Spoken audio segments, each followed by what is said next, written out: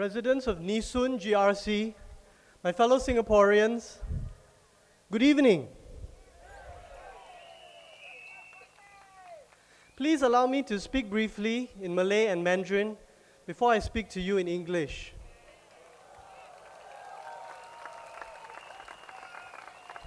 Salam sejahtera. Di pilihan raya 2011, rakyat Singapura mengundi dengan keyakinan. Parti Pekerja menang dalam GRC Aljunied.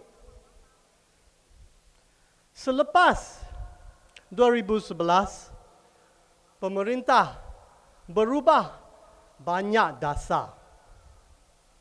Macam harga rumah HDB baru. Banyak dasar baru bermula selepas 2011. Macam Pioneer Generation, MediShield Life dan Silver Support. Kalau rakyat Singapura mengundi satu kali lagi dengan yakin untuk Parti Pekerja, hasilnya mungkin dasar-dasar yang lebih bagus untuk orang Singapura. Negara kita boleh jadi lebih seimbang dan demokratik. Undilah Parti Pekerja.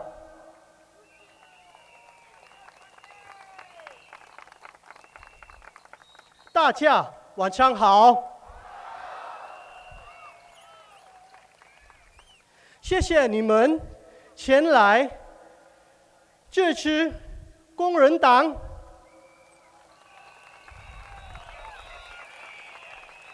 你们的支持，我们不会当成理所当然。我们工人党一定会尽心尽力为你们服务。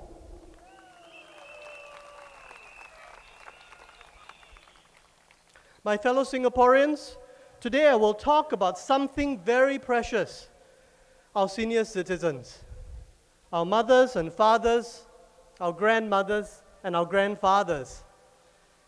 At some point in life, we all want to stop working because we have to.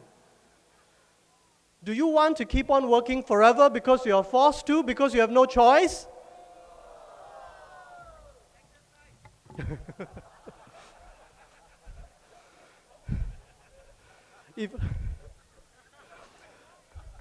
If you are turning 65 years old today, the chances are you will be on the CPF Life scheme. The Prime Minister's 2014 National Day Rally speech showed that most Singaporeans will get too little from CPF Life to live comfortably when they retire. If you withdraw your balance over the minimum sum when you get to that age of 65, you will receive somewhere between around $600 to around $1,000 per month. That's if you meet the minimum sum, my fellow Singaporeans. And do you think that the CPF minimum sum will stay where it is today forever? Do you think it will never go up? I don't think so.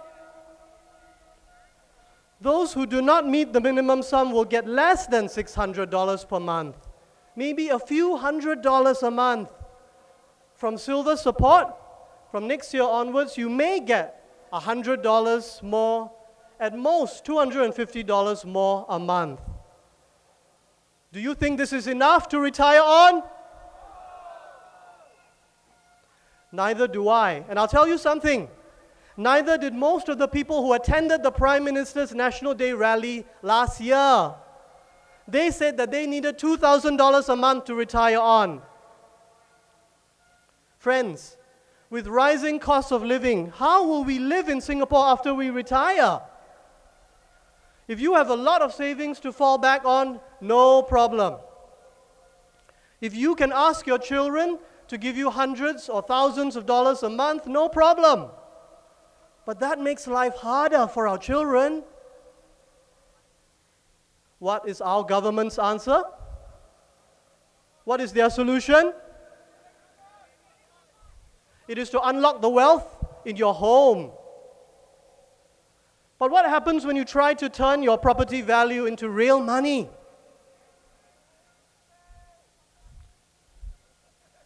We can downgrade to a smaller house, but the money we make will be made less by renovation and commissions. And moving house uproots us from the communities in which we have grown up, where most of us want to grow old in. My friends, my father-in-law, whom I love dearly, has stayed in the same 3-room flat for 40 years. He does not want to move, even though his flat is now worth hundreds of thousands of dollars. That was the first home he bought. He loves his neighborhood. His children grew up in that flat. He does not want to sell it. Or we can rent out a room, but the market for rental rooms is not always good. I have met a few Singaporeans at our MPS who say they struggle to rent out their rooms these days, and not all of us want to have a tenant in our homes in our old age. The whole nation pays the price if high property prices deter younger people from marrying and having children. Will Singaporeans shackled by such a huge debt want to set up a business, take risks to innovate, try a new career in an emerging industry? Not likely. Friends, we are told that we have a government that never kicks the can down the road. But in this respect, they did. By making property key to our retirement hopes, they have kicked the can down the road to our precious children, our next generation, who have to struggle with much higher property prices today. The state is the biggest landowner in this country. Most of the state's land was acquired cheaply in the 1960s and in the 1970s. We had levers of control. They could have chosen to lower the land component in HDB BTO sales without a fiscal deficit and make cheaper homes for Singaporeans. But they chose to go in the opposite direction. It is too late now, friends, for easy solutions. We cannot crash the property market. The Workers' Party agrees that this will harm older Singaporeans. We have to tread carefully. In the Workers' Party manifesto, we suggest gradually lowering HDB BTO prices. We suggest pegging them to 25% of median monthly household income for a 20-year mortgage after the 10% down payment. We recommend making CPF work harder for you by paying out part of the long-term spread between CPF interest rates and the returns made by the GIC, the Government Investment Corporation, from investing CPF monies. And we recommend protecting your CPF life payments from future inflation. Friends, 20 years ago, if the trade-offs had been explained to us, if there had been a genuine national debate on this issue, if our elections had been contested by strong, responsible opposition parties with the kind of strength that the Workers' Party is building slowly today, would most Singaporeans have chosen to go down this path of high property prices and huge difficulties in retirement? I doubt it. Friends, the PAP is not an incompetent government, but sometimes it gets it wrong. Sometimes any government gets it wrong.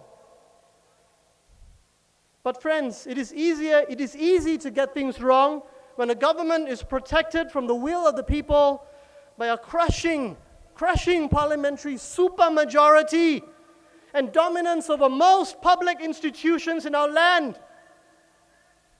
We all want a Singapore that moves in the direction that we want our country to go in. Please Please support the Workers' Party as we strive to build a responsible, constructive opposition.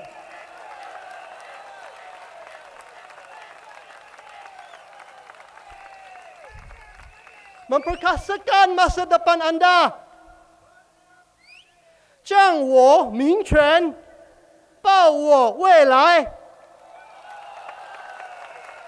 Empower your future. Vote Workers' Party. Thank you.